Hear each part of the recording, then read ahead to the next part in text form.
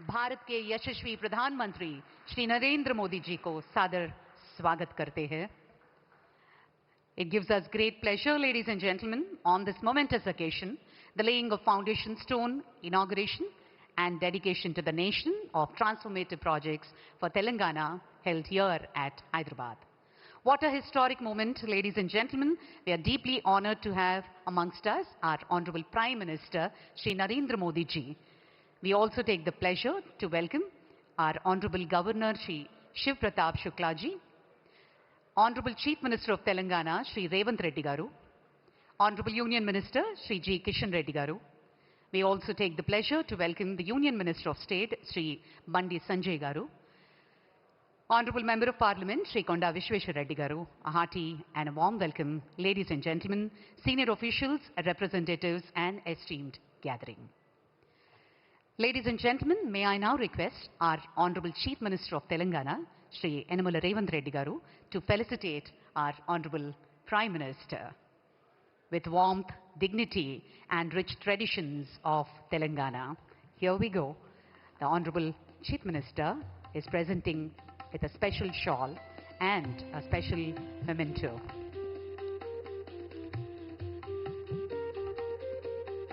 The timeless symbol of strength, courage, శక్తికి భక్తికి సంపదకు ప్రతీకగా నిలిచే అద్భుతమైన నంది జ్ఞాపికను మన ముఖ్యమంత్రి వర్యులు శ్రీ రేవంత్ రెడ్డి గారు ప్రధాని గారికి అందిస్తున్న శుభ తరుణం. This magnificent creation is not merely a memento. Ladies and gentlemen, it's a tribute of our traditions, values, and our enduring spirit of excellence. On that note, may I also request our Union Minister, Shri G. Kishan Reddy Garu, to felicitate our Honorable Prime Minister with a special shawl and a memento. ప్రత్యేకమైనటువంటి శాలువా మరియు జ్ఞాపికతోటి ప్రధాని గారిని సత్కరిస్తున్నారు కేంద్ర మంత్రివర్యులు Shri G Kishan Reddy గారు. శ్రీరాముడు మర్యాద పురుషోత్తముడు అంటారు. ధర్మానికి ప్రతీక ఈ స్మారక చిహ్నాన్ని ఆ శ్రీరామచంద్రమూర్తి ఆశీర్వాదం మన తెలంగాణ ప్రజల మీద పుష్కలంగా ఉండాలి అని హృదయపూర్వకంగా కోరుకుంటూ జ్ఞాపిక బహూకరించారు కేంద్ర మంత్రివర్యులు కిషన్ రెడ్డి గారు. Thank you sir. Thank you very much. Ladies and gentlemen, on that note, may I now request Honorable Union Minister Shri G. Kishan Reddy Garu, a distinguished leader and a dedicated son of Telangana and a dynamic voice of development in the Union Cabinet, to deliver the welcome address.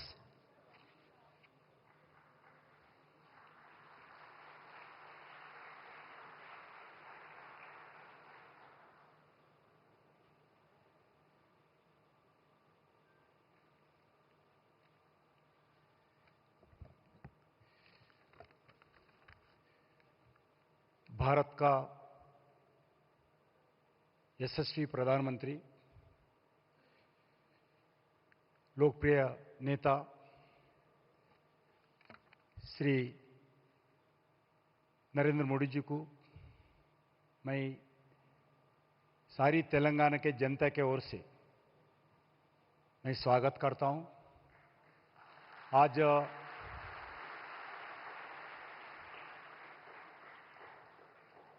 इस कार्यक्रम में तेलंगाना के governor Shri Shiv Pratap Shukla ji,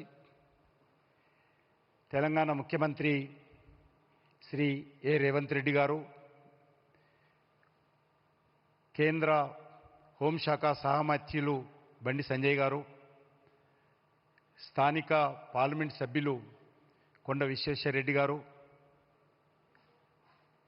राष्ट्र मंत्रिवर्युलु కోమటిరెడ్డి వెంకరెడ్డి గారు, అదేవిధంగా ఈ కార్యక్రమంలో పాల్గొంటున్నటువంటి హైదరాబాద్ తెలంగాణకు సంబంధించినటువంటి అతిథులు, వివిధ ప్రభుత్వ శాఖలకు సంబంధించినటువంటి అధికారులు అందరికీ ఈ సందర్భంగా హృదయపూర్వకమైనటువంటి శుభాకాంక్షలు. నరేంద్ర మోడీ గారు చాలా రోజుల తర్వాత ఈరోజు మన యొక్క తెలంగాణ గడ్డ మీద అడుగు పెట్టారు. ఈరోజు చాలా సంతోషం ఏంటంటే ప్రకృతి కూడా ఈరోజు పులకరిస్తూ వారికి స్వాగతం పలుకుతా ఉంది. ఎందుకంటే నిన్నటి వరకు విపరీతమైనటువంటి ఎండలు, కానీ ఈరోజు మరి వాతావరణ శాఖ సంబంధించినంత వరకు వేడి కూడా చాలా తగ్గింది, ఎన్వైరన్మెంట్ కూడా చాలా బాగా ఉంది. ఈరోజు మనకందరికి తెలుసు, తెలంగాణలో 9,400 కోట్ల విలువైనటువంటి అభివృద్ధి కార్యక్రమాలకు రైల్వే శాఖకు సంబంధించి, జాతీయ రహదారులకు సంబంధించి, అదేవిధంగా వరంగల్లో prime minister mega textile park దానికి సంబంధించి, అదే కాకుండా జహీరాబాద్లో ఇండస్ట్రియల్ కారిడార్ గురించి ఈరోజు ప్రధానమంత్రి గారు ప్రారంభోత్సవం చేయడం కోసం, కొన్ని తెలంగాణ ప్రజలకు డెడికేట్ చేయడం కోసం ఈరోజు ప్రత్యేకంగా రావడం జరిగింది. మనకు తెలుసు, తెలంగాణ రాష్ట్రంలో ప్రధానమంత్రిగా బాధ్యతలు చేపట్టిన తర్వాత నరేంద్ర మోడీ గారి నేతృత్వంలో అనేక రకాల అభివృద్ధి కార్యక్రమాలు, జాతీయ రహదారులు స్వాతంత్రం వచ్చినప్పటి నుంచి గౌరవనీయులు నరేంద్ర మోడీ గారు ప్రధానమంత్రిగా బాధ్యతలు చేపట్టిన తర్వాత మరి ఏ రకంగా అభివృద్ధి జరిగిందో మనకు తెలుసు. స్వాతంత్రం వచ్చినప్పటి నుంచి 2014 వరకు 2,400 కిలోమీటర్ల నేషనల్ హైవేస్ ఉంటే ఈ 11 సంవత్సరాలలో మరి సుమారు 2,600 కిలోమీటర్లు జాతీయ రహదారులు పెరగడం జరిగింది.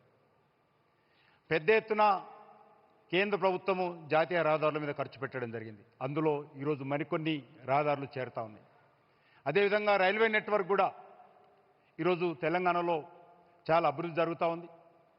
సుమారు 42 railway stations at a time తెలంగాణలో, కొన్ని కొత్త రైల్వే స్టేషన్స్, కొన్ని రీడెవలప్మెంట్ చేస్తున్నటువంటి రైల్వే స్టేషన్స్ కూడా స్వాతంత్రం వచ్చిన తర్వాత మొదటిసారి ఎట్ ఏ టైం ఇన్ని రైల్వే స్టేషన్స్ డెవలప్మెంట్ అవుతూ ఉన్నాయి.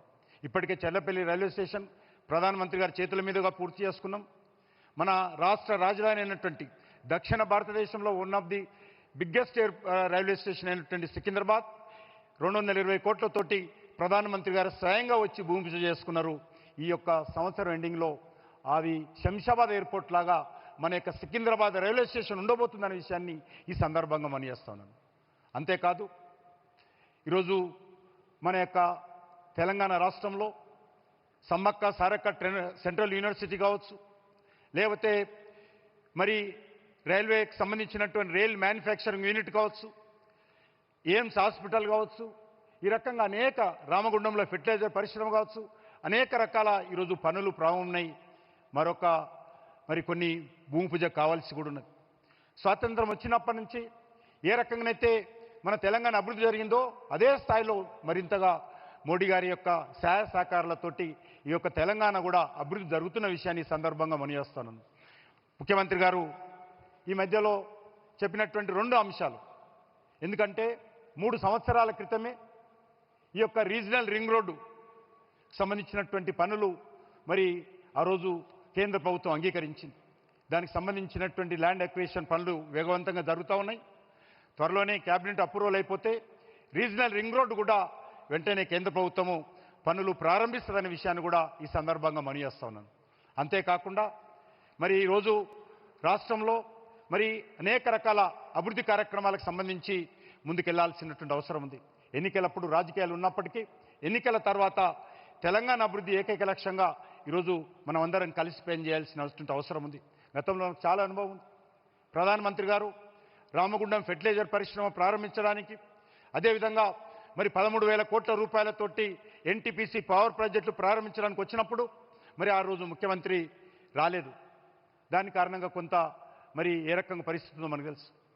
ఈరోజు రాష్ట్రంలో భారత ప్రభుత్వము ఏ రాజకీయ పార్టీ ఉన్నప్పటికీ, అది కమ్యూనిస్ట్ పార్టీ కానీ, అది కాంగ్రెస్ పార్టీ కానీ, లేకపోతే డిఎంకే ప్రభుత్వం కానీ, ఏ ప్రభుత్వం ఉన్నప్పటికీ కూడా ఏ రకమైనటువంటి వివక్షత లేకుండా ఈరోజు తెలంగాణ అభివృద్ధి కానీ మిగతా దేశ అభివృద్ధి కోసం పనిచేస్తున్నటువంటి విషయాన్ని సందర్భంగా మనం చేస్తున్నాను. గౌరవనీయులు ప్రధానమంత్రి గారి విజన్లో మనము వికసిత్ భారత్ 2047 మనం అందుకోవాల్సిన అవసరం ఉంది. ఒక డెవలప్డ్ కంట్రీగా, ఒక అభివృద్ధి చెందిన దేశంగా అభివృద్ధి చెందాలంటే సమాంతరంగా అన్ని రాష్ట్రాలు డెవలప్మెంట్ కావాలి. ఆ దిశలోనే నాకు పూర్తి విశ్వాసం ఉంది. తెలంగాణ రాష్ట్రం కూడా ఆ దిశలో ముందుకెళ్లాల్సినటువంటి అవసరం ఉంది. దానికి కేంద్ర ప్రభుత్వము పూర్తి స్థాయిలో అంకిత భావంతో తెలంగాణ అభివృద్ధి కోసం పనిచేస్తామని చెప్పి, మోడీ గారి నాయకత్వంలో తెలంగాణ అభివృద్ధి కోసం కృషి చేస్తామని చెప్పి నేను ఈ సందర్భంగా మనయేస్తూ సెలవు తీసుకుంటున్నాను. భారత్ మాతాకి జై.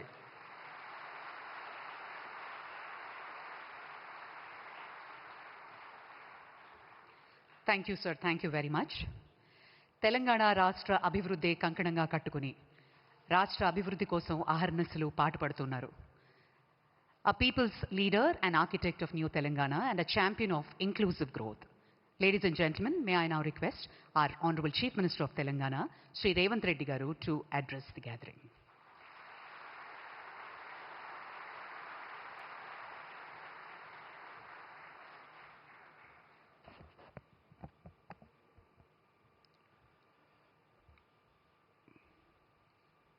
माननीय भारत प्रधानमंत्री श्री नरेंद्र मोदी जी, माननीय तेलंगाना राज्यपाल श्री शिव प्रताप शुक्ला जी,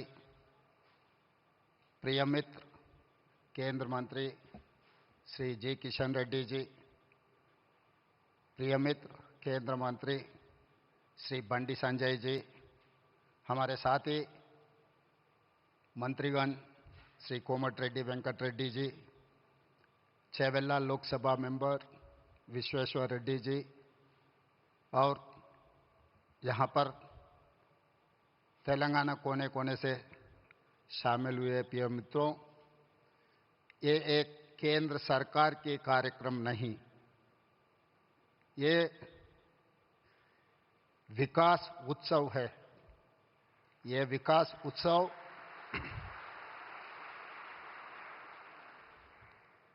तेलंगाना राज्य को इस देश में आगे जाने के लिए, ये विकास उत्सव हमारे लिए बहुत ज़रूरी है.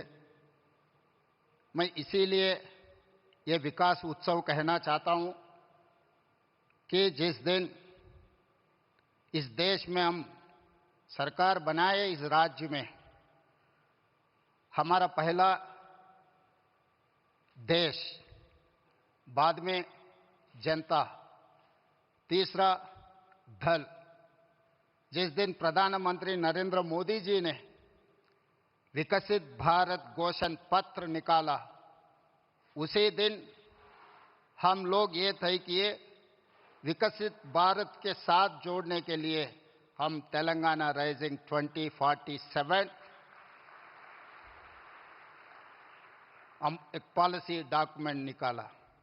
उस पॉलिसी डॉक्यूमेंट में हम लोग ये कहा, आगे तेलंगाना इस देश में नंबर 1 राज्य बनाने के लिए एक Kakatiya mega textile park, Zaheerabad industrial park, railway line, अभी जितने भी आज विकास होते जा रहा है, ये विकास कार्यक्रम में देश के प्रधानमंत्री नरेंद्र मोदी जी, राजनीति चुनाव हो गए 5 राज्यों में, चुनाव खत्म होते ही देश को आगे तेजी गति से देश को आगे चलाने के लिए आज तेलंगाना में हाजिर हुआ है. इसीलिए हम लोग ये मंच से हम राजनीति बोलना नहीं चाहता है. 4 करोड़ तेलंगाना के जनता ये सोच रहा है कि आगे तेलंगाना तरक्की करना है. विकसित भारत 2047 में इस देश का प्रधानमंत्री नरेंद्र मोदी जी ने ये कहा, 2047 तक भारत को $30 ट्रिलियन इकोनॉमी बनाने के लिए वो घोषित किया हुआ है. आज तेलंगाना राज्य ने 3% से कम जनता है इस देश में, मगर हम लोग 5% इस देश का जीडीपी जोड़ते जा रहा है. आगे हमारा सोच है, जिस दिन मोदी जी $30 ट्रिलियन जो सपना देख रहे हैं, उसमें 10% भागीदारी तेलंगाना बनना चाहता है. $3 ट्रिलियन इकोनॉमी बनाने के लिए हम घोषित पत्र हम लोग देश के सामने रखा है. इसीलिए तेलंगाना के जनता इस मौके पे प्रिय प्रधानमंत्री नरेंद्र मोदी जी से एक बात मैं कहना चाहता हूं. जिस दिन इस देश का प्रधानमंत्री मनमोहन सिंह जी था, तब मोदी जी गुजरात के मुख्यमंत्री थे. 10 साल में गुजरात मॉडल इन्होंने बनाया इस देश के लिए. आज 4 करोड़ तेलंगाना जनता भी कोई उम्मीद रख के चल रहा है। जब मोदी जी इस देश का प्रधानमंत्री है, लोग मेरे ऊपर उम्मीद रखा है आने वाले 10 साल में तेलंगाना मॉडल बना के 2034 $1 ट्रिलियन इकोनॉमी रीच करने के लिए लोग उम्मीद रखा है। तो 2034 $1 ट्रिलियन इकोनॉमी अगर तेलंगाना रीच हो गए तो 2047 तक हम लोग $3 ट्रिलियन इकोनॉमी आसानी से हम पहुंच जाएंगे। इसके लिए जैसा मनमोहन सिंह जी मोदी जी को साथ दिए एज ए प्रधानमंत्री, आज हम 4 करोड़ तेलंगाना जनता के तरफ से मेरा गुजारिश है, मेरा रिक्वेस्ट है मोदी जी से, आप भी उतना ही आशीर्वाद इस तेलंगाना राज्य पे रहना है, तब हम तरक्की कर सकते हैं। और दूसरी बात, इस देश 140 करोड़ जनता है, मगर इस देश में 6 शहर बहुत अहम की बात है। Delhi, Mumbai, Bangalore, Chennai, Calcutta and Hyderabad. These are the growth engines of this country. अगर इस देश का इकोनॉमी बढ़ना है, नौजवानों को नौकरी मिलना है, इस देश दुनिया में नंबर 1 बनना है, तो ये 6 शहरों को तरीका से डेवलपमेंट, एम्प्लॉयमेंट, स्किल डेवलपमेंट, ये सब सारे यहाँ जोड़ना है। ये जोड़ना है तो आप एक प्रधानमंत्री कार्यालय में एक special task force, single window, हमारा परमिशंस, हमारा जो भी रिक्वेस्ट है राज्यों से, वो तुरंत क्लियर करने के लिए आप एक विभाग अगर रखें तो इस देश का तरक्की तेजी से आगे जाने वाला है। और उसके साथ साथ मैं बहुत बार आपसे भी मिला हुआ है, केंद्र मंत्रियों से भी मैं बहुत बार मिला हुआ है, कुछ काम हुआ, कुछ काम अभी चल रहा है, मगर जितना तेजी से चलना, आप जो सोच रहे हैं विकसित भारत, देश विकसित करने के लिए, भारत को विकसित करने के लिए जो तरीका से आप मेहनत कर रहा है, उतना ही तेजी से काम नहीं जा रहा है। तो तेलंगाना भी आपके साथ जोड़ना चाहता है, इसीलिए हमारा regional ring road, metro rail, Musi नदी और future city, radial roads, Hyderabad से मछलीपट्टनम पोर्ट के लिए dedicated 12 lane express highway and railway line, ये सब सारे हमारे लिए बहुत जरूरत है। इसके ऊपर आप एक बार स्पेशल रिव्यू तेलंगाना के लिए 1-2 घंटा वक्त निकालो, हम पूरा प्रपोजल्स आपके सामने हम लोग रखेंगे। तो ये काम तेजी से अगर आगे चला गया तो हम लोग भारत विकास में हम हिस्सेदार बन सकते हैं। 10% हमारे तरफ से हम वादा कर रहे हैं, देश प्रधानमंत्री को, Telangana is going to contribute 10% GDP in the country. So that is what our promise, that is what our commitment. For this we need certain permissions, certain clearances and your support. तो इसीलिए बार बार किशन जी, संजय जी मेरा अच्छा दोस्त है, वो बार बार कहते रहता है मोदी जी बहुत बड़ा दिल वाले हैं। तो मैं मोदी जी से, प्रधानमंत्री जी से एक ही गुजारिश है, आपके बड़ा दिल तेलंगाना तरफ, हमारा जो भी पेंडिंग है मुद्दे, ये मुद्दे एक बार आप साफ कर दिए तो तेलंगाना जनता भी खुशी हो जाएंगे। आपके नेतृत्व में इस देश को जैसा तरक्की करना चाह रहा है, तेलंगाना भी उसमें हिस्सेदार बनकर हम आगे जाएंगे। और तेलंगाना में जो तरक्की हो रहा है, आपका मदद जरूर हम ले लेंगे।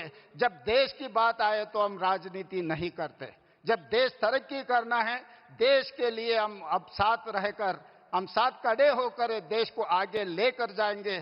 तेलंगाना मुख्यमंत्री के नाते से मैं वादा करता हूं, आपको 2034 में $1 trillion economy, by 2047 $3 trillion economy, विकसित भारत में हम जोड़ेंगे।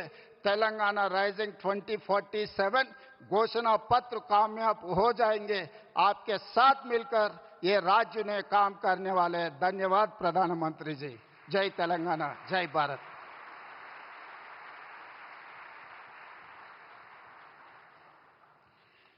Thank you, sir. Thank you very much. Ladies and gentlemen, we now arrive at the most significant moment of today's program. 6 various projects worth 9,400 crores. Various projects laying a foundation stone, inauguration and dedication to the nation. May we now request our Honorable Prime Minister to kindly press the button and unveil the various projects. अभी हम अनुरोध करते हैं हमारे यशस्वी प्रधानमंत्री जी शिलान्यास करें और देश को अंकित करें.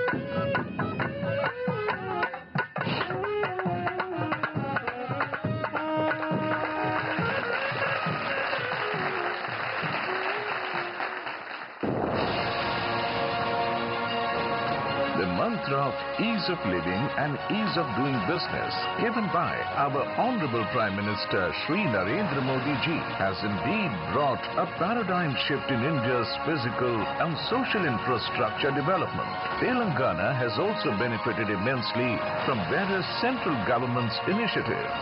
साथियों, केंद्र सरकार तेलंगाना में इंडस्ट्री और खेती दोनों के विकास पर बल दे रही है. आज के ये प्रोजेक्ट तेलंगाना में ease of travel, ease of living और ईज ऑफ डूइंग बिजनेस तीनों को बढ़ाएंगे.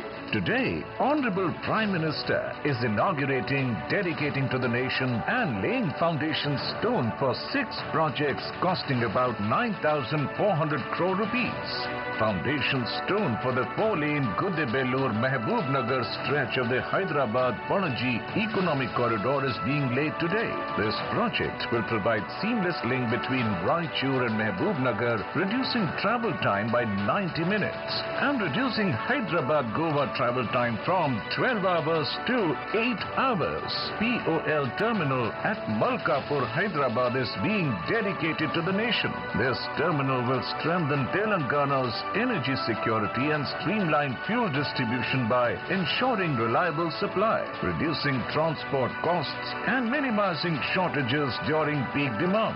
Today, 2 key rail development projects are being dedicated to the nation. These include multiple sections of Kazipet-Vijayawada multi-tracking project with combined length of 118 kilometers. These projects will reduce congestion on the busy Grand Trunk route and improving speed and punctuality. The 21-kilometer Kazipet rail under rail bypass will eliminate bottlenecks at the junction, enabling smoother, simultaneous train movements and enhancing both freight and passenger operations.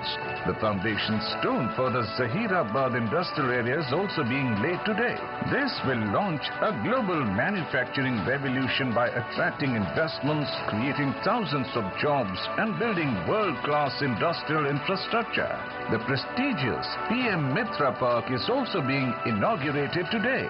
This park will have world-class infrastructure which will integrate the textile value chain guided by the 5F vision, farm to fiber to factory to fashion to foreign, and generate large-scale employment for women and rural youth while boosting exports. In Amrit Kaal, under PM Modi's vision, Telangana is poised to become a leading economic hub, driving India's growth story and contributing to the nation's goal of building a Vikasit Bharat.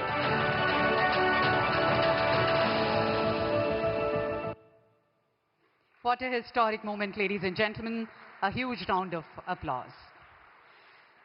आज भारत को सोने की चिड़िया फिर से बुलाया जाना लगा है, क्योंकि सिर्फ प्रधानमंत्री जी ने इसे विश्व गुरु बनाने का सपना दिया है, बल्कि इस देश को वो स्वर्ण पंख दिए हैं जिसे भारत एक उड़ान भरने की तैयारी कर रहा है.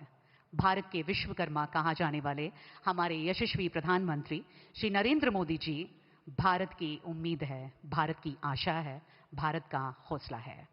अभी हम अनुरोध करते हैं इस पावन अवसर पर हमारे यशस्वी प्रधानमंत्री श्री नरेंद्र मोदी जी इस पावन अवसर पर संबोधित करें और हमारा मार्गदर्शन करें। Ladies and gentlemen, Honorable Prime Minister Shri Narendra Modi ji's special address.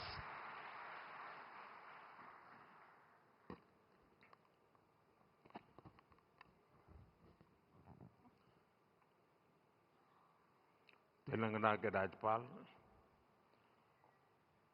श्रीमान शिव प्रताप शुक्ला जी, राज्य के मुख्यमंत्री श्रीमान रेवंत रेड्डी जी, केंद्रीय मंत्रिमंडल के मेरे साथी जी किशन रेड्डी, बंडी संजय कुमार, संसद के मेरे साथी कोंडा विश्वेश्वर रेड्डी जी, तेलंगाना सरकार के मंत्री, अन्य जनप्रतिनिधि, देवी और सज्जनों, साइबराबाद का सामर्थ्य नेशनल भी है और ग्लोबल भी है। ये तेलंगाना के और देश के तेज विकास का प्रमुख केंद्र है। इसलिए आज साइबराबाद से तेलंगाना को देश का एक बड़ा मैन्युफैक्चरिंग पावर हाउस बनाने के लिए अनेक बड़े प्रोजेक्ट शुरू हो रहे हैं। आज जिन प्रोजेक्ट्स का शिलान्यास और लोकार्पण हुआ है, इससे यहां हजारों हजार नए रोजगार बनेंगे और तेलंगाना की कनेक्टिविटी भी सशक्त होगी। मैं तेलंगाना की जनता को इन प्रोजेक्ट्स के लिए बहुत बहुत बधाई देता हूं। साथियों, आज भारत रिफॉर्म्स एक्सप्रेस पर चल रहा है। साथ ही आज का भारत आधुनिक इंफ्रास्ट्रक्चर भी बना रहा है। जहीराबाद इंडस्ट्रियल एरिया के निर्माण के पीछे भी यही लक्ष्य है। ये इंडस्ट्रियल एरिया, इंडस्ट्रियल कॉरिडोर विकसित करने के भारत सरकार के राष्ट्रीय अभियान का हिस्सा है। ये एक प्रकार से इंडस्ट्रियल स्मार्ट सिटी बनने जा रहा है। यहां वर्ल्ड क्लास इंफ्रास्ट्रक्चर होगा, बेहतरीन पावर सप्लाई होगी,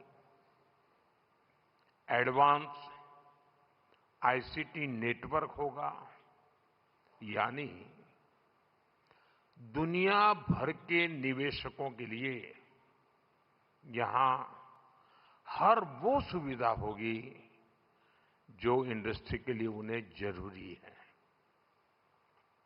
इन सुविधाओं के निर्माण के लिए भारत सरकार के हजारों करोड़ रुपए लगेंगे और तेलंगाना, हैदराबाद के हजारों नौजवानों को रोजगार का माध्यम बनेगा। यहां बनने वाली गाड़ियां, मशीनरी, यहां लगने वाले फूड प्रोसेसिंग उद्योग, ये तेलंगाना के श्रमिकों और किसानों को भी सशक्त करेंगे। साथियों, अतीत में जब भारत दुनिया की बहुत बड़ी इकोनॉमी था, तब हमारे वस्त्र उद्योग की बहुत बड़ी भूमिका थी। अब हम अपनी उस विरासत को फिर से सशक्त कर रहे हैं। वारंगल का पीएम मित्र पार्क देश में टेक्सटाइल क्रांति को गति देगा। पीएम मित्र पार्क में लगने वाली यूनिट्स को केंद्र सरकार की योजनाओं का भी पूरा लाभ मिलेगा। उन्हें केंद्र सरकार की पीएलआई स्कीम से भी मदद मिलेगी। यानी इस टेक्सटाइल पार्क से बड़ी संख्या में रोजगार का निर्माण होगा। खास तौर पर जो हमारी बहनें बेटियां हैं, उनके लिए अनेक अवसर बनने वाले हैं।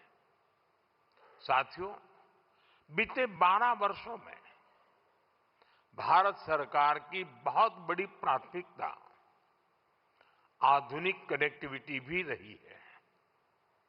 रोड्स हो, रेलवे हो, एयरपोर्ट हो, कनेक्टिविटी के हर मोड़ पर अभूतपूर्व निवेश किया जा रहा है।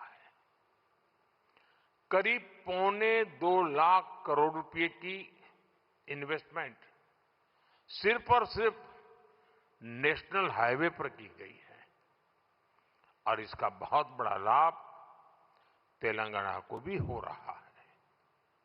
बीते 12 वर्षों में तेलंगाना में नेशनल हाईवे का नेटवर्क डबल हुआ है। तेलंगाना और कर्नाटका को जोड़ने वाले नेशनल हाईवे के चौड़ीकरण से बहुत सुविधा होगी। इससे ट्रेवल टाइम कम होगा और किराए भाड़े में भी बचत होगी। साथियों, साल 2014 से पहले अविभाजित आंध्र प्रदेश के लिए 1000 करोड़ रुपए से भी कम का रेलवे बजट होता था।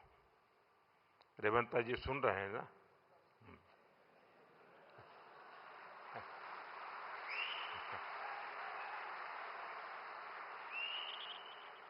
संयुक्त आंध्र के समय रेलवे का बजट 1000 करोड़ रुपए से भी कम था।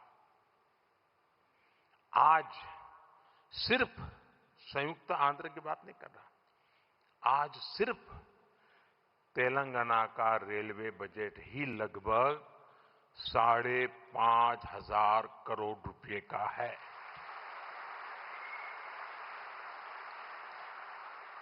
वर्तमान में करीब 50,000 करोड़ रुपए के रेल प्रोजेक्ट्स पर यहां काम चल रहा है। तेलंगाना में 5 वंदे भारत और 6 अमृत भारत ट्रेनें भी चल रही हैं। साथियों, अभी कुछ देर पहले Kazipet Vijayawada multi tracking project के कुछ सेक्शन का लोकार्पण हुआ है। इसके अलावा Kazipet rail under bypass line का भी राष्ट्र को समर्पित की गई है। इन सुविधाओं से सफर भी आसान होगा और ट्रांसपोर्टेशन की गति भी तेज होगी। साथियों, 21वीं सदी की इस दुनिया में बिना ऊर्जा सब काम ठप पड़ जाता है। एनर्जी सिक्योरिटी का क्या महत्व है, ये आज दुनिया का हर व्यक्ति महसूस कर रहा है। इसलिए भारत की एनर्जी सिक्योरिटी पर हमारी केंद्र सरकार अभूतपूर्व निवेश कर रही है।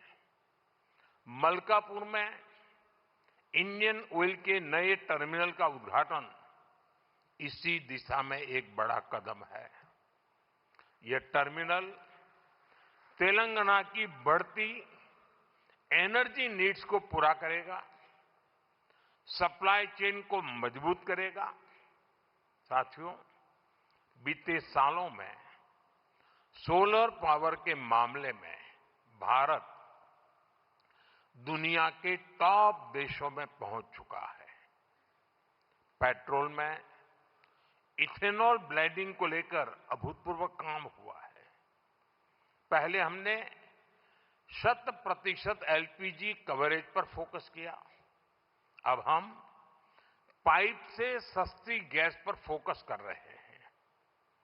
सीएनजी आधारित व्यवस्था को प्रमोट कर रहे हैं। ऐसे तमाम प्रयासों के कारण भारत इस बहुत बड़े वैश्विक ऊर्जा संकट का सामना कर रहा है।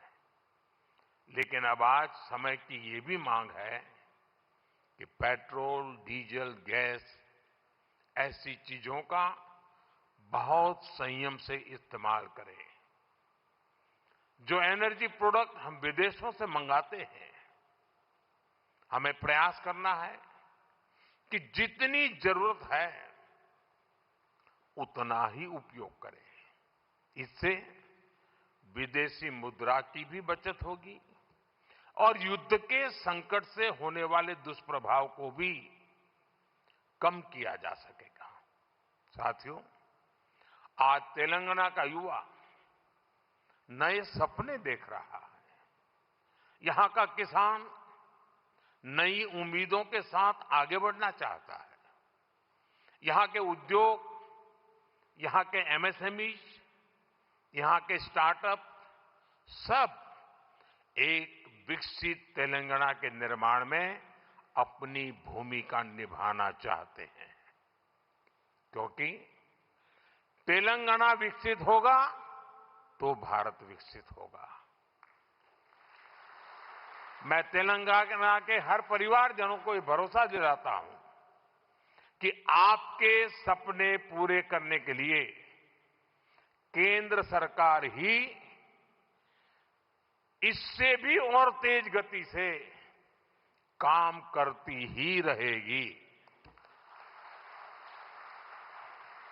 अब हमारे रेवंता जी ने कहा था कि हां, हम पॉलिटिकल बात नहीं करेंगे, तो मैं भी नहीं करूंगा।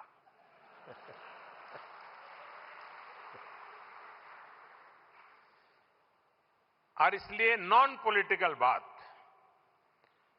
मैं रेवंता जी से कहूंगा कि 10 साल के शासन में भारत सरकार ने जितना गुजरात को दिया वो मैं आपको देने को तैयार हूं।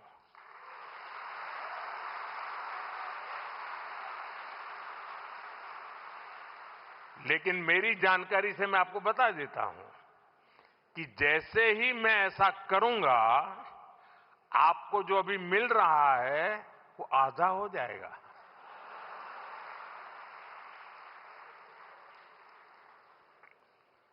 आप जहां पहुंचना चाहते हैं नहीं पहुंच पाएंगे, और इसलिए अच्छा है कि मेरे से ही जोड़ो।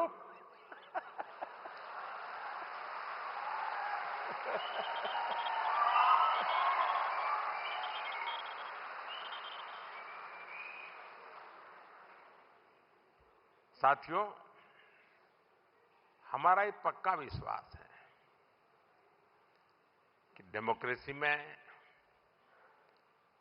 राज्यों में अलग अलग प्रकार की सरकारें होना कोई बुरी चीज नहीं है, लेकिन देश के विकास के लिए राज्यों का विकास भी उतना ही महत्वपूर्ण है। राज्यों के विकास के बिना देश का विकास संभव ही नहीं है, और इसलिए हमारी सारी योजना के केंद्र बिंदु में राज्यों का विकास हो, तेज गति से विकास हो, उस भाव को लेकर के हम सब मिलकर के चलें और 2047 विकसित भारत का सपना हम अपनी आंखों के सामने सिद्ध होता देखें। यही मेरी सबको शुभकामना है। बहुत बहुत धन्यवाद।